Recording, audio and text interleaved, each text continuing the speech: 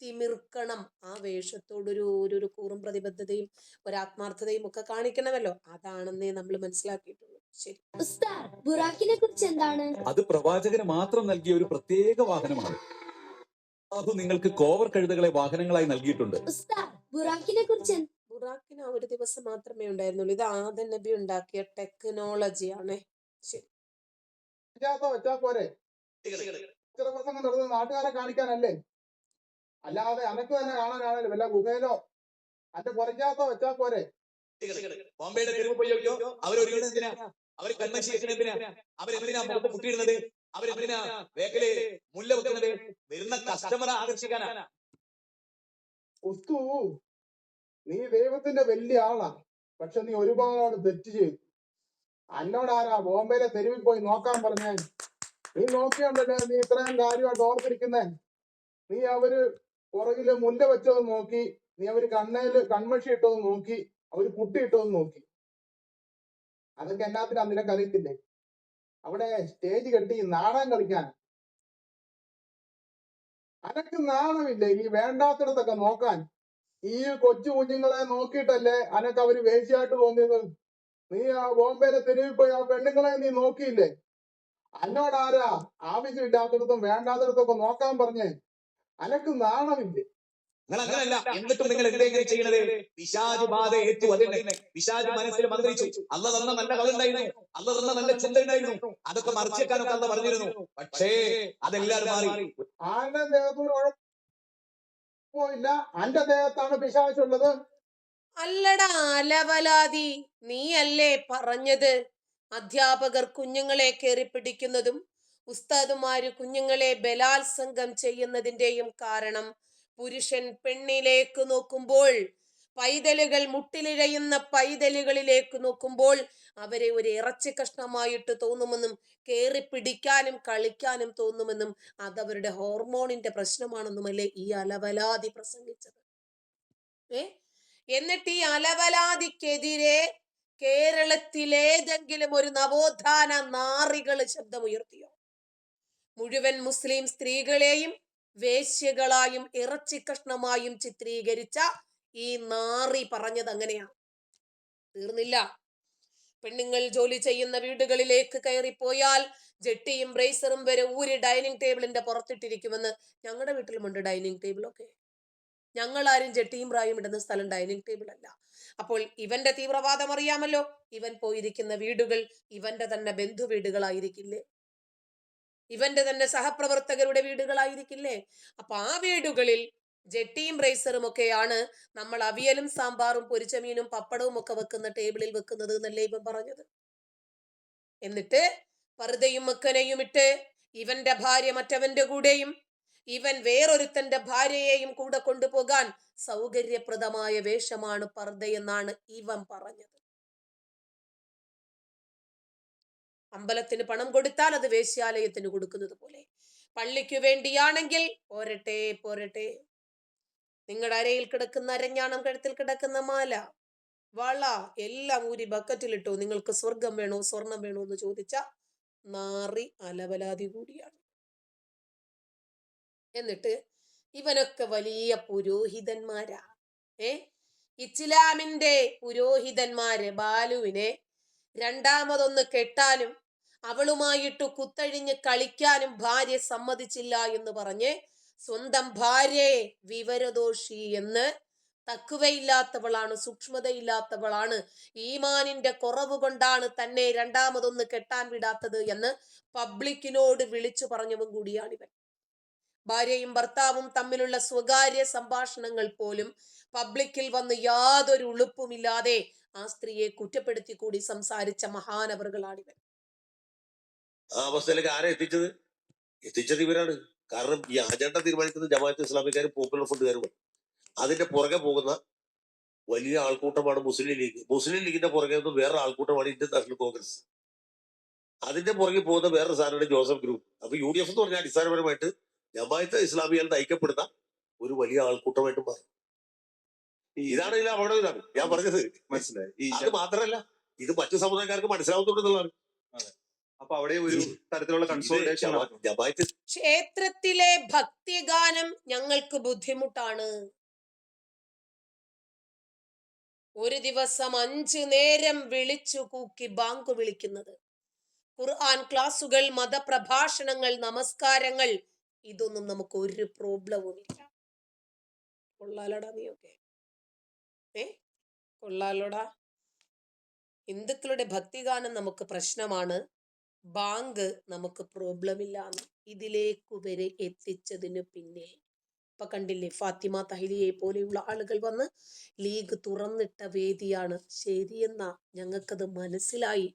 മുസ്ലിം സമുദായത്തിനു വേണ്ടി കേരളത്തിന്റെ കഴിഞ്ഞു പോയ 9.5 കൊല്ലത്തെ ഭരണം തിരിച്ചു പിടിക്കാനും ആ മുസ്ലിങ്ങളുടെ ആസനത്തിൽ ആപ്പടിച്ച ഇന്ത്യൻ മഹാസമുദ്രത്തിലേക്ക് തള്ളാനും കാത്തു നിന്നത് ആരാണ് എന്ന് നമുക്കറിയാം.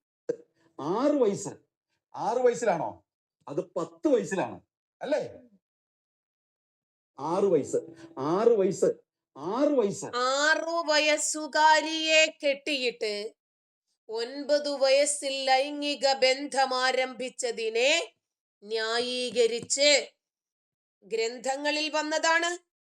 അതിനെ പോലും വക്രീകരിച്ചു വളച്ചൊടിച്ച് സമൂഹത്തിൽ വേറെ ഒരു അവബോധം സൃഷ്ടിക്കാൻ ശ്രമിക്കുന്ന അലിയാർ കാസിമിമാർ നമ്മളുമായിട്ട് സംവദിക്കാൻ തയ്യാറാകും. ഈ ഗ്രന്ഥങ്ങൾ വെച്ചിട്ട് തന്നെ പ്രവാചകന്റെ ലൗകിക ജീവിതവും ലൈംഗിക ജീവിതവും അരാജകത്വ കുത്തഴിഞ്ഞ ജീവിതവും ഒക്കെ നമുക്ക് ഇസ്ലാമിക ഗ്രന്ഥങ്ങളിൽ നിന്ന് തന്നെ എടുത്ത് ചർച്ച ചെയ്യാം. ഈ ഇസ്ലാമിക ഗ്രന്ഥമുണ്ടല്ലോ ഖുർആൻ, മലയാളത്തിലേക്ക് ഇവര് തന്നെ പബ്ലിക്കായിട്ട് ക്ലാസ് എടുത്താൽ വരാൻ പോകുന്ന 5 വർഷം കൊണ്ട് ഇസ്ലാം തകരും. ആദ്യം ഇസ്ലാം വിടുന്നത് ആരായിരിക്കുമെന്നറിയാമോ? മുസ്ലിം യുവതയായിരിക്കും. അവര് കല്ലെറിയും ഈ മതപുരോഹിതന്മാരെ. നീയൊക്കെയാണോടാ ഇത്രയും കാലവും ഞങ്ങളെ ഈ കിതാബ് പറഞ്ഞ്, ചൊറുകം പറഞ്ഞ്, നരകം പറഞ്ഞ്, നീയൊക്കെയാണോടാ ഞങ്ങളെ ഇത്രയും കാലവും പറ്റിച്ചത് എന്ന് ചോദിച്ച് ആദ്യം മുമ്പിൽ നിൽക്കുന്ന ഉസ്താദുമാരുടെ അണപ്പല്ലട്ടിച്ച് പൊളിക്കും. അത് കഴിഞ്ഞിട്ടായിരിക്കും അവർ കൃത്യമായിട്ട് ഈ വിഷയത്തെ സംബന്ധിച്ച് സംസാരിക്കുന്നത്. മതം അവര് എപ്പോ വിട്ടെന്ന് ചോദിച്ചാൽ മതി. കാരണം എന്തെന്നറിയാമോ? ഇന്ന് കാണുന്ന ഭീകരാക്രമണങ്ങളെല്ലാം ജനങ്ങൾ കണ്ടുകൊണ്ടിരിക്കുവല്ലേ. ഇത് ജനങ്ങൾ മനസ്സിലാക്കിക്കൊണ്ടിരിക്കുക. നിങ്ങൾ ഇന്ന് ഒരു ഫോട്ടോ കണ്ടിരുന്നോ? ഇന്ത്യയെ കീഴടക്കാതെ ഞങ്ങൾക്ക് വിശ്രമമില്ല എന്ന് പറഞ്ഞ ഒരു ജമാഅത്തെ ഇസ്ലാമിയുടെ വനിതാ വിഭാഗത്തിന്റെ നേതാവ്.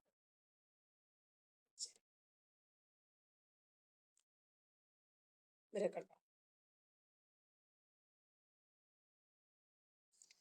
ഒരു ഉസ്മാൻ ഹാദിയാണ് ഇന്ത്യയുടെ 7 സംസ്ഥാനങ്ങൾ ഞങ്ങൾ പിടിച്ചെടുത്തിട്ട് ഞങ്ങളുടെ രാജ്യത്തിനോടൊപ്പം ചേർക്കുമെന്ന് അത് പറഞ്ഞിട്ട് തിരിച്ചു വീട്ടിലെത്തിയില്ല. അതിനു മുമ്പ് അവന്റെ തല നൈസായി തെറിപ്പിച്ചു, തലയ്ക്ക് ഓട്ടയിട്ടു. ഇന്ത്യയുടെ ചുണക്കുട്ടികളായിട്ടുള്ള അജ്ഞാതന്മാർ അതും ബൈക്കിൽ വന്നിട്ടാണ് തെറിപ്പിച്ചിട്ട് തിരിച്ചു പോയത്, ഒരു തെളിവും അവശേഷിപ്പിക്കാതെ. ഒരു തെളിവും അവശേഷിപ്പിച്ചിട്ടില്ല. ഇവൾക്ക് രാജ്യത്ത് എല്ലാവർക്കും ആയുധ പരിശീലനം നൽകുമെന്ന്. ഇന്ത്യയെ കീഴടക്കും അതിന് എല്ലാവർക്കും. കാരണം സ്ത്രീകൾ കറിക്കത്തി പിടിച്ചാൽ പോരാ. സ്ത്രീകള് തോക്കും കഠാരയും സ്ഫോടക വസ്തുക്കളും ഒക്കെ എടുക്കണം കയ്യില്.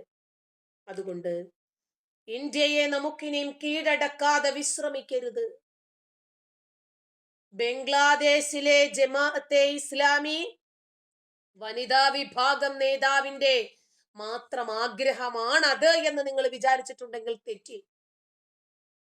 വനിതാ നേതാവായിട്ടുള്ള സയ്യദ ഫാത്തിമ ഫർഹാന എന്ന യുവ രക്തത്തിളപ്പുകാരിയുടെ മാത്രം ആഗ്രഹമല്ല, ഈ രാജ്യത്ത് ജീവിക്കുന്ന കുറച്ചു പേരുടെ കൂടി ആഗ്രഹമാണത്. അതായത് നമ്മുടെ ഈ അവസാന കാലമെത്തി അണയാൻ പോകുന്ന തീയാളി കത്തുമെന്നൊക്കെ നമ്മൾ പറയുമല്ലോ. അതുപോലെ തലയ്ക്കോട്ട വീഴാനായി എന്ന് തോന്നുമ്പോ ഇവർക്ക് ഇങ്ങനെയൊക്കെ അങ്ങോട്ട് തോന്നും. ഈയാമ്പാറ്റകളെ കണ്ടിട്ടില്ലേ? ഏതാനും മണിക്കൂറുകൾ കൊണ്ടാണ് അവർ ജനിക്കുന്നത്. അതുപോലെ തന്നെ അവര് ലൈറ്റ് വെട്ടത്തിലൊക്കെ കയറിയിട്ട് ചാവുകയും ചെയ്യും. അതുപോലെ അജ്ഞാതന് പണിയുണ്ടാക്കാൻ വേണ്ടിയുള്ള അടുത്ത ഇര അത്രേ ഉള്ളൂ. ഇപ്പോ ഇവളീ പറയുന്ന മുഷ്ടി ചുരുട്ടി ഇന്ത്യക്കെതിരെ മുദ്രാവാക്യം വിളിക്കുന്ന ബംഗ്ലാദേശ് എന്ന രാജ്യം പാക്കികളുടെ കയ്യിൽ നിന്ന് ഇവർക്ക് വാങ്ങിച്ചു കൊടുത്തതാരാ? ഇന്ത്യയാണ് എന്ന് ഇവളുടെ പൂർവികർ ഒരിക്കലെങ്കിലും പറഞ്ഞു മനസ്സിലാക്കി കൊടുത്തിരുന്നെങ്കിൽ ഇവൾക്കൊക്കെ ഇങ്ങനെ പറയേണ്ടി വരുമായിരുന്നു. എന്തായിരുന്നാലും അജ്ഞാതന്റെ സ്കെച്ചിൽ ഇവള് ചെന്നു വീണു, അത്രേ ഉള്ളൂ. കാരണം തലയ്ക്കോട്ട വീഴാനാകുമ്പോൾ തോന്നാൻ പാടില്ലാത്തതൊക്കെ തോന്നും. സാരമില്ല. ഇപ്പോ ഇവർക്ക് ചില ഈ ഉസ്മാൻ ഹാദിയെ പോലെയുള്ള, യഹിയ സിൻവാറിനെ പോലെയുള്ള, അതല്ലെങ്കിൽ ഇസ്മായിൽ ഹനിയെ പോലെയുള്ള ആളുകൾ ചത്തു പൊങ്ങിയപ്പോൾ അവർക്കൊക്കെ വീര പരിവേഷം കിട്ടിയല്ലോ. അതുകൊണ്ടാണ് ഇത്തരം തെരുവ് പട്ടികൾ ഉരയ്ക്കുന്നത്. കേരളത്തിൽ ജീവിക്കുന്ന കുറച്ച് ആളുകൾ ഇത് ഏറ്റുപിടിക്കുന്നു എന്നതിലാണ് അത്ഭുതം. അവളോ അവനോ ഒക്കെ സ്വർഗത്തിലേക്ക് പോകാൻ ചിലപ്പോൾ വിശപ്പുള്ള യോനിയും വളയാത്ത ലിംഗവും രണ്ടു കൂട്ടരും സ്വപ്നം കണ്ടിട്ടായിരിക്കും ഏതടുപ്പിലും തൂറാൻ തയ്യാറാകുന്നത്. മദ്രസ പഠനത്തിന്റെ പവർ ഈ കേരളത്തിൽ മനസ്സിലാകുന്നത് ഇതുപോലെയുള്ള ഭീകരതകളെ കേരളം ഉയർത്തിപ്പിടിക്കുന്നത് കൊണ്ടാണ്. ജമാഅത്തെ ഇസ്ലാമി എന്ന സംഘടന ബംഗ്ലാദേശിലാണ് എന്നോർത്ത് നിങ്ങൾ സമാധാനമായിരിക്കണ്ട. നമ്മുടെ നാട്ടിൽ വളർന്നു വരുന്നത് കണ്ടോ? ഇങ്ങനെ ഒരു സാഹചര്യം നമ്മുടെ നാട്ടിൽ ഇല്ലാതിരിക്കുന്നതിനു വേണ്ടിയാണ് ഇവിടെ ഉയർന്നു വരുന്ന ഇത്തരം തീവ്രവാദ ചിന്താഗതികളെ നമ്മൾ ശക്തിയുക്തം എതിർക്കുന്നതും ജനങ്ങൾക്ക് ബോധവൽക്കരണം നൽകുന്നതും. കാരണം നമ്മുടെ നാട് ഇതാണ്. നമ്മുടെ നാടിന്റെ സൗന്ദര്യം ഇതാണ്. ഈ സൗന്ദര്യത്തോടു കൂടി തന്നെ നമ്മുടെ രാജ്യം നിലനിൽക്കണം എന്ന് ആഗ്രഹിക്കുന്നത് കൊണ്ടാണ് എവിടെ നിന്നെങ്കിലും ഒരു മതതീവ്രവാദമോ ഒരു വിഭാഗീയതയോ ഒരു അന്യമത വിദ്വേഷമോ വരുമ്പോൾ നമ്മൾ ഇതിനെ എതിർക്കുന്നത്. ഇപ്പോ ഈ ഉസ്മാൻ ഹാദി എന്ന് പറഞ്ഞ ഇന്ത്യയുടെ 7 സംസ്ഥാനങ്ങൾ പിടിച്ചെടുത്ത് ബംഗ്ലാദേശിനോടൊപ്പം ചേർത്ത് ഇന്ത്യയെ കീഴ്പ്പെടുത്തുമെന്നും നരേന്ദ്രമോദിയുടെ ചിതയിൽ അവനായിരിക്കും വിറക് വെക്കുന്നതെന്നും ഒക്കെ പറഞ്ഞു. അവന്റെ തലയ്ക്ക് ഒട്ട വീണ് ചത്തില്ലേ? എന്നിട്ട് ബംഗ്ലാദേശ് അവന് വേണ്ടി കത്തിക്കൊണ്ടിരിക്കും. പ്രമുഖനായിട്ടുള്ള മത നേതാവിനെ കൊന്നിട്ടും ബംഗ്ലാദേശ് അവസാനിച്ചിട്ടില്ല. അവന്റെ ചോരയ്ക്ക് പ്രതികാരം ചെയ്യണമെന്ന് പറഞ്ഞ് ബംഗ്ലാദേശിലെ യുവജനങ്ങൾ ഇറങ്ങി നിന്നിട്ട് ഭയങ്കരമായ പ്രതിഷേധമാണ് നടത്തിക്കൊണ്ടിരിക്കുന്നത്. ബംഗ്ലാദേശിൽ അങ്ങനെ സംഭവിക്കുന്നു. ബംഗ്ലാദേശിലെ തീവ്രവാദി നേതാവായിട്ടുള്ള ഉസ്മാൻ ഹാദിക്കു വേണ്ടി ശബ്ദമുയർത്തുമ്പോൾ ഓസ്ട്രേലിയയിൽ എന്താ സംഭവിക്കുന്നത്? Bondi beach. ആ ബോണ്ടി ബീച്ചിലെ 50ഓളം തവണകളിൽ വെടിയുതിർത്ത് 16 പേരെ സ്പോട്ടിൽ കൊന്ന തന്തയെ അപ്പോൾ തന്നെ പോലീസ് കൊന്നു. ആ നദീം അക്രം എന്ന് പറഞ്ഞവന്റെ തലയ്ക്കു വേണ്ടിയാണ് ജനങ്ങൾ രംഗത്തിറങ്ങിയിരിക്കുന്നത്. രണ്ടും 2 രീതിയിലാണ് നമ്മൾ മനസ്സിലാക്കേണ്ടത്. മതതീവ്രവാദത്തിന്റെ 2 മുഖങ്ങളാണത്. ഓസ്ട്രേലിയയിലെ സിഡ്നിയിലുള്ള പ്രശസ്തമായിട്ടുള്ള ബീച്ചാണ് ബോണ്ടി ബീച്ച്. അവിടെയാണ് യഹൂദന്മാരുടെ ഒരു ആഘോഷങ്ങൾ നടക്കുന്നു, ഹനൂക്ക. അയ്യോ, പടച്ചവൻ കോപിക്കില്ലേ? അമുസ്ലിങ്ങളുടെ ആഘോഷങ്ങൾ എങ്ങനെ പടച്ചവൻ മിണ്ടാതിരിക്കും? ഇത് കേട്ട് പടച്ചവന് സിംഹാസനത്തിന് മൂലവും അടുക്കി വെച്ച് മിണ്ടാതിരിക്കാൻ പറ്റുമോ? ഇല്ല. അങ്ങനെ ഇളക്കം തട്ടിയപ്പോൾ ഇവന്മാരിവിടെ പ്രവർത്തിച്ചു തുടങ്ങി. അതിദാരുണമായി 16 മനുഷ്യന്മാരെ ഈ നാറികൾ കൊന്നു. ഈ തന്തയും ജനങ്ങൾ ഭീതിയിലായി.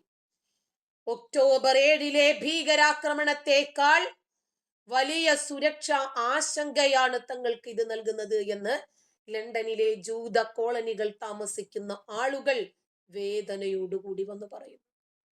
ലണ്ടനിൽ ജനിച്ചു വളർന്ന റബ്ബി എലിഷ് ലാഞ്ചർ എന്ന് പറയുന്ന വ്യക്തി ഉൾപ്പെടെ ആക്രമണത്തിൽ കൊല്ലപ്പെട്ടിട്ടുണ്ട്. ബ്രിട്ടനിലെ ജൂത സമൂഹത്തെ ആഴത്തിൽ വേദനിപ്പിച്ച സംഭവമാണ്. പാശ്ചാത്യ രാജ്യങ്ങളിലെ ജൂതവംശജർ നേരിടുന്ന വർദ്ധിച്ചു വരുന്ന സുരക്ഷാ ഭീഷണി. ഇവിടെ യഹോവ സാക്ഷികളുടെ കേന്ദ്രത്തില് മറ്റവൻ മാർട്ടിൻ പോയിട്ട് 5 സ്ഫോടനം വെച്ചില്ലേ, സ്ഫോടനം നടത്തിയില്ലേ, സ്ഫോടക വസ്തു അവൻ തന്നെ ഉണ്ടാക്കിയില്ലേ. സാക്കിർ നായിക്കിന്റെ ഉണ്ടനടിക്കാരനായിരുന്നു അവൻ. എന്തായിരുന്നാലും പാരമ്പര്യങ്ങളും വിശ്വാസങ്ങളും മുറുകെ പിടിച്ച് അവനവന്റെ വിശ്വാസം അനുസരിച്ച് സമാധാനത്തോടെ ജീവിക്കുന്ന ഒരു മതവിഭാഗത്തെ ഇവരെന്തിനാ വേട്ടയാടുന്നത് എന്ന് നിങ്ങൾക്ക് തോന്നിയിട്ടുണ്ടോ? അവരുടെ കുഴപ്പമല്ല, ആ പുസ്തകത്തിൽ എഴുതിയിരിക്കുന്നവരുടെ പ്രശ്നമാണ്. ഇവിടെ വില്ലനായി മാറുന്നത് 6-ാം നൂറ്റാണ്ടിന്റെ പുസ്തകമാണ്. മനസ്സിലായോ?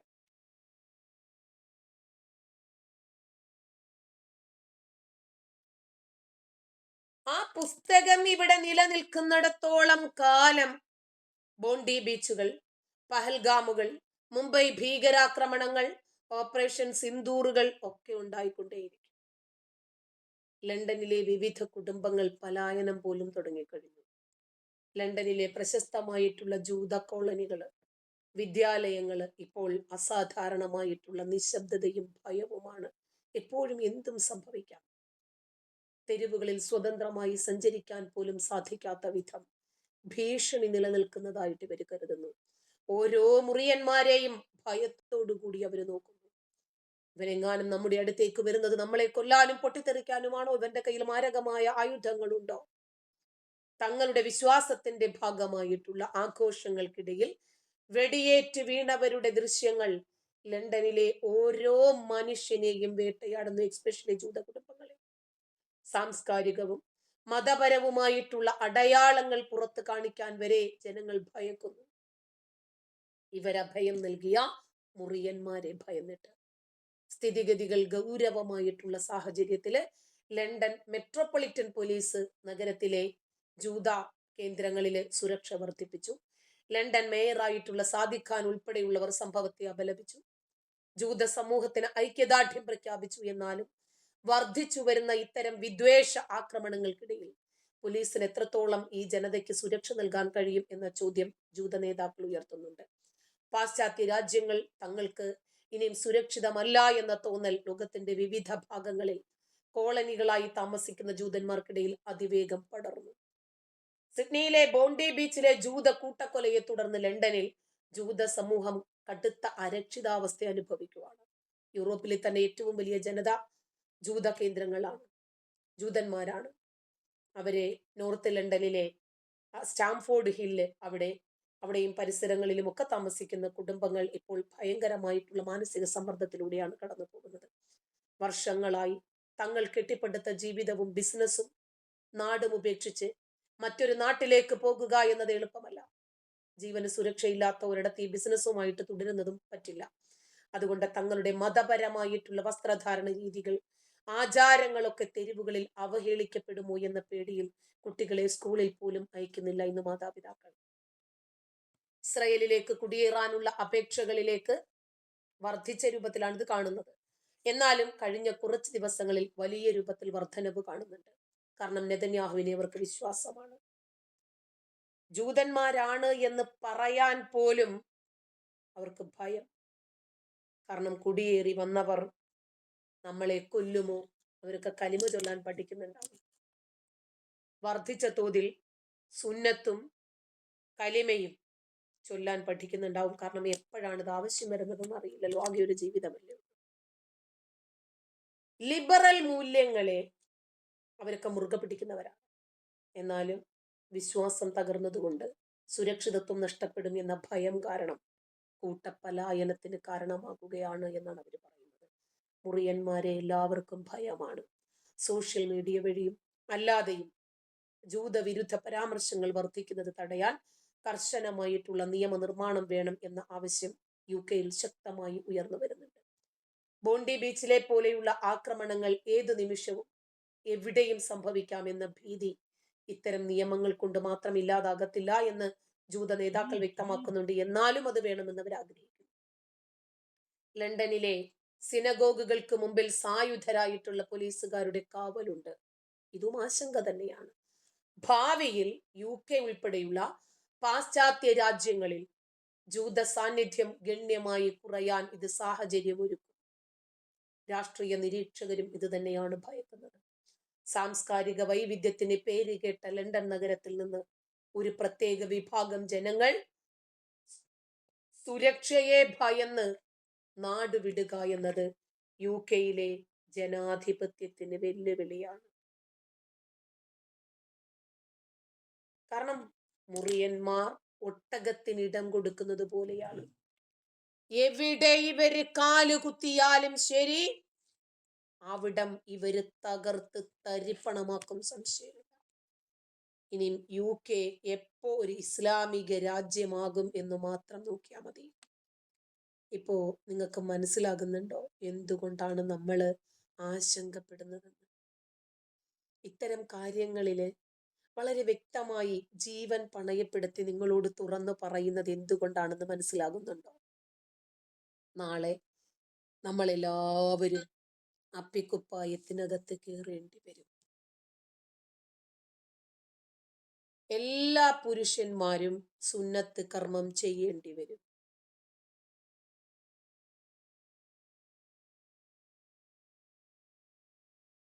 അങ്ങനത്തെ ഒരു സാഹചര്യം ഇല്ലാതിരിക്കാനാണ് നമ്മളിങ്ങനെ നിങ്ങളോട് പറഞ്ഞുകൊണ്ടേയിരിക്കുന്നത് ഇസ്ലാമിക ഭരണത്തിന്റെ ഭവിഷ്യത്ത്.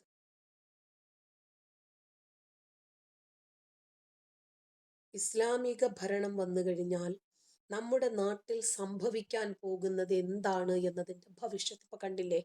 മുസ്ലിങ്ങളെ കണ്ടാൽ ലണ്ടൻ നഗരം ഭയന്ന് നിലവിളിക്കുന്നു. എന്തുകൊണ്ടാ? ഒരു തന്തയും മോനും കൂടി ചെയ്തു വെച്ചതാണ്. 50ഓളം തവണ വെടിയുതിർത്തി. എന്തിന്? ജൂതന്മാരെ കൊല്ലാൻ. ജൂതന്മാരെ കൊല്ലാൻ ആര് പറഞ്ഞു? നമ്മുടെ പുസ്തകത്തിൽ പറഞ്ഞു. 6-ാം നൂറ്റാണ്ടിന്റെ പുസ്തകവും പൊക്കിപ്പിടിച്ചിട്ടാണ് ഇവർ അമുസ്ലിങ്ങളുടെ തലയ്ക്ക് മീതെ വാളോങ്ങുന്നത്. എത്ര അപകടകരമാണെന്ന് ആലോചിച്ച് നോക്കിയേ. നമ്മുടെ നാട്ടിൽ അപ്പോ സ്വാഭാവികമായിട്ടും നമ്മുടെ നാട്ടിൽ ഇങ്ങനെയൊന്നുമില്ലല്ലോ. നമ്മുടെ നാട്ടിലാണ് ഇതൊക്കെ കൊടികുത്തി വാഴുന്നത്. കൊലവിളി മുദ്രാവാക്യവുമായി SDP. നമസ്കാരം. വടകരയിൽ കൊലവിളി മുദ്രാവാക്യവുമായി SDP പ്രവർത്തകർ. SDP-യുടെ പതാകകൾ മുസ്ലിം ലീഗ് നശിപ്പിച്ചു എന്നാരോപിച്ചാണ് കൊലവിളി മുദ്രാവാക്യം. കൈയും കാലും വെട്ടുമെന്നും കൊല്ലുമെന്നും SDP ഭീഷണിപ്പെടുത്തി. കൈയും കാലും കൊത്തിയെരിഞ്ഞ് പാണക്കാട്ടെ തറവാട്ടേക്ക് പാഴ്സൽ അയക്കും ഓർത്തോളൂ എന്ന മുദ്രാവാക്യങ്ങളികളോടെയായിരുന്നു പ്രതിഷേധം. കഴിഞ്ഞ ദിവസം മുസ്ലിം ലീഗിന്റെ വിജയാഹ്ലാദ പ്രകടനത്തിനിടെ SDP പതാകകൾ നശിപ്പിച്ചെന്നാരോപിച്ച് സംഘടിച്ചെത്തിയവരാണ് ലീഗ് പ്രവർത്തകർക്കെതിരെ കൊലവിളി മുദ്രാവാക്യം ഉയർത്തിയത്. പതാകയിൽ തൊട്ടാൽ കയ്യും കാലും വെട്ടുമെന്നും കൊല്ലുമെന്നുമായിരുന്നു. അഫ്സലെ, മനസ്സിലായില്ലേ? ഓസ്ട്രേലിയയിൽ നടന്ന ആ ബോണ്ടി ബീച്ചിലെ അക്രമമില്ലേ, ഇത് കണ്ടിട്ടാണ് ലണ്ടനിലെ ജൂത തെരുവോരങ്ങളിൽ ആളുകൾ ഭയന്ന് നിലവിളിക്കുന്നത്. ഓസ്ട്രേലിയയും UK-യും രണ്ടാണ് എന്ന് നീ എനിക്ക് പഠിപ്പിച്ചു തരണ്ട. ഞാൻ പ്രത്യേകിച്ച് പറഞ്ഞല്ലോ, ഓസ്ട്രേലിയയിലെ ബോണ്ടി ബീച്ചില് സിഡ്നിയിൽ നടന്ന ഈ ജൂത കൂട്ടക്കൊലയെ കണ്ട് ഭയന്ന് നിലവിളിക്കുകയാണ് ഓരോ ജൂത പ്രദേശങ്ങളും. പ്രത്യേകിച്ച് UK-യിലെ ഏറ്റവും കൂടുതൽ ആളുകൾ താമസിക്കുന്ന സ്ഥലം, ജൂതന്മാർ താമസിക്കുന്ന സ്ഥലം UK-യാണ്. ആ UK-യിൽ നിന്ന് ആളുകൾ നമ്മുടെ നെതന്യാഹു ഒന്ന് അഭയം നൽകണമെന്ന്. നമുക്ക് ഏറ്റവും കൂടുതൽ എളുപ്പം ഇസ്രായേലാണ് സമാധാനത്തോടു കൂടി ജീവിക്കാൻ. നെതന്യാഹു അവിടെ അധികാരത്തിൽ ഇരിക്കുന്നിടത്തോളം കാലം അതാണ് നല്ലതെന്ന് പറഞ്ഞിട്ട് UK വിട്ട് ഓടിപ്പോകുവാണ് ആളുകൾ. മനസ്സിലായോ? ഓസ്ട്രേലിയയിലാണ് ഈ ആക്രമണം നടക്കുന്നത്. ബോണ്ടി ബീച്ച് എവിടെയാ? സിഡ്നിയിലാ. ആളുകൾ എപ്പോൾ വേണമെങ്കിലും ആക്രമണം സംഭവിക്കാം. കാരണം മനസ്സിലായില്ലേ? ജൂതന്മാരെ ആക്രമിക്കാൻ, UK ഇസ്ലാമിക രാജ്യമാക്കി മാറ്റാൻ ഏറ്റവും കൂടുതൽ അനധികൃതമായി അവിടേക്ക് കയറി വന്ന, അഭയം ചോദിച്ചു കൊണ്ടുവന്ന മുറിയന്മാരുണ്ടാക്കുന്ന പ്രശ്നങ്ങൾ അത്രമാത്രം ഭീകരമാണ്.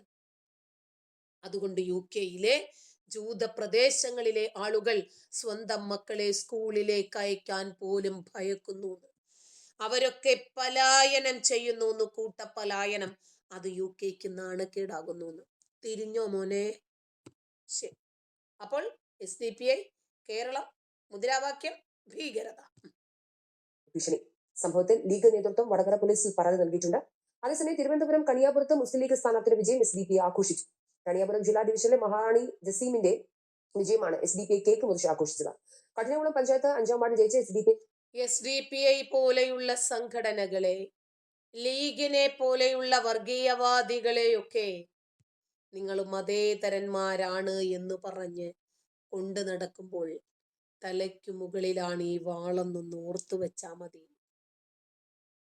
9 to 5 ജോബിൽ ഇന്ത്യയെ വിഭജിക്കണമെന്ന് പറഞ്ഞ് മുമ്പ് ബഹളമുണ്ടാക്കി ഇന്ത്യയെ വിഭജിച്ച് അവർ ഒരു മതരാജ്യമാക്കി കൊണ്ടുപോയി. ശരി, കൊണ്ടുപോട്ടെ എന്ന് നമ്മൾ വിചാരിച്ചു ഇതുകൊണ്ട് അവസാനിക്കുമായിരിക്കുമെന്ന്. ഒരു പക്ഷേ അന്ന് അത് സംഭവിച്ചിട്ടില്ലായിരുന്നെങ്കിൽ ഈ പാക്കികൾ ഇന്ത്യയുടെ ഭാഗമായിരുന്നല്ലോ. എന്നാൽ ഇതിനേക്കാൾ വലിയ ഭവിഷ്യത്തുകൾ ഉണ്ടാകുമായിരുന്നു എന്ന് നമ്മൾ മനസ്സിലാക്കുന്നു. കുഴപ്പമില്ല, ഇതുകൊണ്ട് ഇവര് ചുമ്മാ ഇരിക്കുന്നുണ്ട്. ശേഷിക്കുന്ന രാജ്യവും കൂടി വീണ്ടും കീറി മുറിക്കാൻ ഇവരെന്തൊക്കെ പാടാവിടുന്ന നോക്കിയേ. ചേർന്നുകൊണ്ട് PFI എന്ന് പറയുന്ന നിരോധിത സംഘടന ദക്ഷിണേന്ത്യയെ കീറി മുറിക്കാനുള്ള നീക്കം നടത്തിയിരുന്നു എന്നുള്ള റിപ്പോർട്ടുകൾ എന്നയുടെ ഭാഗത്തുനിന്ന് വരുന്നുണ്ട്. വളരെ ഗുരുതരമായി കാണേണ്ട ഒരു പ്രശ്നമാണ്. അത് കോടതിയിൽ സമർപ്പിച്ച അഫിഡവിറ്റിൽ പറഞ്ഞിരിക്കുന്നു, സത്യവാങ്മൂലത്തിൽ അത് പറഞ്ഞിട്ടുണ്ട്. അല്ലാതെ വെറുതെ ഹിയർസേ ആയിട്ട് പറയുന്നതല്ല. അപ്പൊ കോടതിയിൽ അങ്ങനെ ഒരു കാര്യം പറയണം എന്നുണ്ടെങ്കിൽ അതിനാസ്പദമായ തെളിവുകളും അവരുടെ കയ്യിലുണ്ടാകും. ഒരു തെളിവുമില്ലാതെ കോടതിയുടെ മുമ്പാകെ പോയിട്ട് ഇങ്ങനെ ഒരു കാര്യം പറയില്ലല്ലോ. അതിൽ നിന്ന് നമുക്ക് ലഭിക്കുന്ന ഒരു കാര്യം എന്താണെന്ന് വെച്ച് കഴിഞ്ഞാൽ, ഇന്ത്യയെ വെട്ടിമുറിച്ചുകൊണ്ട് ഇന്ത്യയുടെ ഐക്യവും അഖണ്ഡതയും ഒക്കെ തകർക്കുന്നതിന് വേണ്ടിയുള്ള ഒരു ഗൂഢ പദ്ധതി പോപ്പുലർ ഫ്രണ്ട് ഓഫ് ഇന്ത്യ ആവിഷ്കരിച്ചിരുന്നു എന്നുള്ളതാണ് ഇതിൽ നിന്നെല്ലാം നമുക്ക് കിട്ടുന്ന വസ്തുത. ആ പോപ്പുലർ ഫ്രണ്ട് ഓഫ് ഇന്ത്യയുടെ പ്രവർത്തകർ ഇപ്പോഴും വളരെ ഒരു കുഴപ്പവും കൂടാതെ ഇന്ത്യയിൽ വളരെ ഫ്രീ ആയിട്ട് ഇപ്പോഴും നടക്കുന്നു. അവരെന്താ ചെയ്യണമെന്ന് വെച്ച് കഴിഞ്ഞാൽ അവർ പോപ്പുലർ ഫ്രണ്ട് ഓഫ് ഇന്ത്യയിൽ നിന്ന് മാറിയിട്ട് വെൽഫെയർ പാർട്ടി ചേരുന്നു, മുസ്ലിം ലീഗ് ചേരുന്നു, ചിലർ മാർക്സിസ്റ്റ് പാർട്ടി ചേരുന്നു, കുറെ അധികം പേര് കോൺഗ്രസിലും ചേർന്നു. ഇത് നമ്മൾ ഇതെങ്ങനെയാണെന്ന് വെച്ച് കഴിഞ്ഞാൽ, ഇതിനകത്ത് ഈ സമീപമുള്ള സമരം കണ്ടു കഴിഞ്ഞാൽ ഇതിനകത്ത് പോപ്പുലർ ഫ്രണ്ടുകാരുണ്ടോ ഇല്ലയോ എന്നുള്ളത് നമുക്ക് തിരിച്ചറിയാൻ പറ്റും. അതെങ്ങനെയാണെന്ന് വെച്ച് കഴിഞ്ഞാൽ ടയർ കത്തിച്ചെറിയുന്ന പരിപാടിയിൽ ആ ടയർ കത്തിച്ചെറിയുന്ന ഇസ്ലാമിക് ടെറർ ഗ്രൂപ്പുകളുടെ ഒരു പ്രവർത്തന രീതിയാണ്. അവരാണ് ടയർ കത്തിച്ചിട്ട് എറിയുക എന്ന് പറയുന്നത്. ഈ ടയർ കത്തിച്ചെറിയുകയാണെന്നുണ്ടെങ്കിൽ ആ പ്രദേശത്തേക്ക് പിന്നെ ആരും അടുക്കില്ല. മനുഷ്യ മനസ്സിൽ വലിയ രീതിയിലുള്ള ഭീതി ഉണ്ടാക്കി അവരെ ഇതിൽ നിന്ന് അകറ്റി നിർത്തുന്നതിന് വേണ്ടി ഇസ്ലാമിക് ടെറർ ഗ്രൂപ്പുകൾ കണ്ടെത്തിയ ഒരു മാർഗമാണ് ഈ ടയർ കത്തിച്ച് എറിയല്, പട്ടിയുടെ കഴുത്ത് വെട്ടിയിടല്, പിന്നെ ഒരാവശ്യമില്ലാതെ മുദ്രാവാക്യം വിളിച്ചുകൊണ്ട് മറ്റുള്ളവരെ വെല്ലുവിളിക്കുക, ഭീതി ജനിപ്പിക്കുക എന്നുള്ളതാണ്. അതായിരുന്നു പോപ്പുലർ ഫ്രണ്ട് ഓഫ് ഇന്ത്യ ചെയ്തുകൊണ്ടിരുന്നത്. എന്താണ് അവർ മലരും കരുതിക്കോ, കുന്തിരിക്കം കരുതിക്കോ, നിങ്ങളുടെ കാലം വരുന്നുണ്ട് എന്ന് പറഞ്ഞുകൊണ്ട് കൊച്ചു കുട്ടികളെ കൊണ്ട് വലിയ മുദ്രാവാക്യങ്ങൾ വിളിപ്പിച്ചിരുന്നത് മനുഷ്യരുടെ മനസ്സിൽ ഭയം ഉണ്ടാക്കുന്നതിന് വേണ്ടിയിട്ടാണ്. അങ്ങനെ ഭയം വന്നു കഴിഞ്ഞാൽ പിന്നെ മനുഷ്യരുടെ പ്രദേശത്തേക്ക് പോകില്ല. അപ്പൊ സ്വാഭാവികമായിട്ട് ഇവർക്ക് അതിനകത്തൊരു അപ്പർ ഹാൻഡ് കിട്ടും. അതിനുവേണ്ടി ഇവർ ചെയ്തതാണ്. അപ്പൊ ഈ ഒരു അവസ്ഥയിൽ 1955 ഇന്ത്യയിൽ നടപ്പിലാക്കിയ പൗരത്വ നിയമപ്രകാരം അതിന്റെ 5 മുതൽ 10 വരെയുള്ള ഭാഗങ്ങൾ അനുസരിച്ചിട്ട് പോപ്പുലർ ഫ്രണ്ട് ഓഫ് ഇന്ത്യയുടെ പ്രവർത്തകരുടെ പൗരത്വം റദ്ദ് ചെയ്യണം. കാരണം ഇന്ത്യയുടെ അഖണ്ഡതയ്ക്കും അതിന്റെ ഐക്യത്തിനും ശത്രു രാജ്യങ്ങളുമായിട്ടുള്ള ചേർന്ന് നിന്നുകൊണ്ടുള്ള പ്രവർത്തനവും നടത്തി കഴിഞ്ഞാൽ അവരുടെ ഈ പൗരത്വം റദ്ദ് ചെയ്യാം എന്ന് പറയുന്നുണ്ട്. ഇത് ഇവർ ചെയ്തു കഴിഞ്ഞിരിക്കുന്നു. ഇവരിതാണ് ചെയ്തുകൊണ്ടിരുന്നത്. അവരുടെ കൂറ് തീർച്ചയായിട്ടും ഇന്ത്യയോടായിരുന്നില്ല. ഇന്ത്യയുമായി ആര് ശത്രുതയിൽ വരുന്നുവോ ആ ശത്രു രാജ്യത്തോടെ. ഇന്ത്യയോട് കൂറില്ലാതിരിക്കുകയും ഇന്ത്യയുമായി ഏതെങ്കിലും ഒരാൾ ശത്രുവായിട്ട് വരികയാണെങ്കിൽ ആ ശത്രുവിനോട് കൂറ് പ്രഖ്യാപിക്കുകയും ചെയ്യുന്നവരാ ഒരു രാജ്യത്തിനും താങ്ങാൻ കഴിയില്ല. അവർ രാജ്യദ്രോഹികളാണ്, രാജ്യത്തെ ഒറ്റുകൊടുക്കുന്നവരാണ്. ആ രാജ്യത്തെ ഒറ്റുകൊടുക്കുന്നവരുടെ പൗരത്വം റദ്ദ് ചെയ്യണം. അവരെ ഇന്ത്യൻ പൗരന്മാരായി കരുതി ഇന്ത്യൻ പൗരന്മാർക്ക് ലഭിക്കുന്ന ആനുകൂല്യങ്ങൾ അവർക്ക് കൊടുക്കാൻ പാടില്ല. അതെല്ലാം നിഷേധിക്കുക തന്നെ വേണം. കാരണം അവരത് അർഹിക്കുന്നില്ല. കാരണം അവരുടെ കൂറ് ഇന്ത്യയോടല്ല. ഇന്ത്യ എങ്ങനെയെങ്കിലും നശിക്കണം എന്ന് ആഗ്രഹിക്കുന്ന വിഭാഗത്തോടാണ്, വിശേഷിച്ചും പാകിസ്ഥാനോടാണ്. ഇനി ഈ മാർക്സിസ്റ്റ് പാർട്ടിയുടെയും കോൺഗ്രസിന്റെയും ചില സമരങ്ങളിൽ അതിൽ പങ്കെടുക്കുന്നവർ ടയർ കത്തിച്ചെറിയുന്നത് നിങ്ങൾക്ക് കാണാൻ കഴിയും. അത് കോൺഗ്രസിന്റെ സമരത്തിലും ടയർ കത്തിച്ചെറിയലുണ്ടായിരുന്നു, മാർക്സിസ്റ്റ് പാർട്ടി നടത്തിയ സമരത്തിലും ടയർ കത്തിച്ചെറിയുണ്ടായിരുന്നു. ഇത് മാർക്സിസ്റ്റ് പാർട്ടിയുടെയോ കോൺഗ്രസിന്റെയോ ഒരു സമര രീതിയിൽ ഇങ്ങനെ ഒരു സംഭവം ഉണ്ടായിട്ടേ ഇല്ല. പക്ഷെ ടയർ കത്തിച്ചെറിഞ്ഞുകൊണ്ടുള്ള ഒരു സമര രീതി ആവിഷ്കരിച്ച് നടപ്പിലാക്കുന്നതിൽ കോൺഗ്രസിൽ ഈ PFIക്കാർക്ക് വേണ്ട എല്ലാ പിന്തുണയും കൊടുത്തുകൊണ്ട് നിൽക്കുന്ന ഒരു വിഭാഗമുണ്ട്. ആ വിഭാഗത്തിന് നേതൃത്വം നൽകിക്കൊണ്ടിരിക്കുന്നത് അതിലെ യൂത്ത് കോൺഗ്രസ് നേതൃത്വമാണ് എന്നുള്ളതാണ് ഒരു വസ്തുത. NIA പറയുന്നുണ്ട് പാക് ഇന്ത്യ വാർ നടന്നിട്ടുണ്ടായിരുന്നുവെങ്കിൽ ഈ ഒരു ശ്രമം, ഇവർ നടത്തുന്ന ഈ ശ്രമം കുറച്ചുകൂടെ അവർക്ക് എളുപ്പമായി സാധിക്കുമായിരുന്നു എന്നുള്ള രീതിയിലാണ് പറയുന്നത്. അതങ്ങനെ തന്നെയാണ്. കാരണം ഇന്ത്യയും പാകിസ്ഥാനും തമ്മിൽ യുദ്ധം വന്നു കഴിഞ്ഞാൽ നമ്മൾ പുറത്തുള്ള ശത്രുവിനോട് യുദ്ധം ചെയ്യുന്ന സമയത്ത് നമുക്കെതിരെ അകത്തുള്ള ശത്രുക്കൾ യുദ്ധം പ്രഖ്യാപിക്കും. അപ്പൊ നമ്മൾ കൂടുതൽ കുഴപ്പത്തിലാകും. അതായത് ഈ മുസ്ലിങ്ങൾ അവരെ ഒരു ആത്മപരിശോധന നടത്തി ഇത്തരക്കാർക്കെതിരെ നടപടി സ്വീകരിക്കുന്നതിന് വേണ്ടി പ്രവർത്തിച്ചില്ല എന്നുണ്ടെങ്കിൽ മൊത്തം മുസ്ലിം സമുദായം സംശയത്തിന്റെ നിഴലിലേക്ക് പോകും, ദൗർഭാഗ്യവശാൽ പോകും എന്ന കാര്യം അവർ മറക്കരുത്. നിരപരാധികളായിട്ടുള്ള രാജ്യസ്നേഹികളായിട്ടുള്ള മുസ്ലിങ്ങളുണ്ട്. അവരെയും കൂടി പ്രശ്നത്തിലേക്കും പ്രതിസന്ധിയിലേക്കും കൊണ്ടുപോകുന്നത് ഈ ന്യൂനപക്ഷങ്ങളാകുന്ന കുറച്ച് തീവ്രവാദികളാണ്. അപ്പോ രാജ്യത്തെ നശിപ്പിക്കാൻ ശ്രമിക്കുന്ന ഭീകരന്മാരായിട്ടുള്ള ആളുകൾ, അതിന് SDPI ആണെങ്കിലും പോപ്പുലർ ഫ്രണ്ട് ആണെങ്കിലും ആരാണെങ്കിലും ശരി, രാജ്യവിരുദ്ധന്മാരുടെ പൗരത്വം റദ്ദ് ചെയ്യണം. അത് ഓരോ രാജ്യസ്നേഹിയും ആഗ്രഹിക്കുന്ന വസ്തുതയാണ്.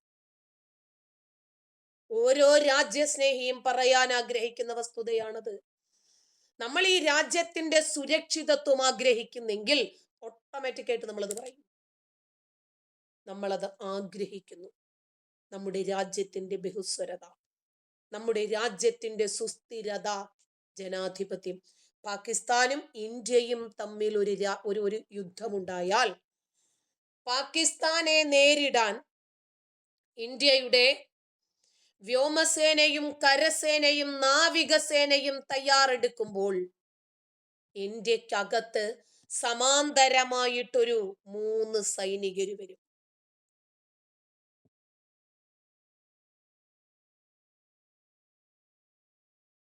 മനസ്സിലായ?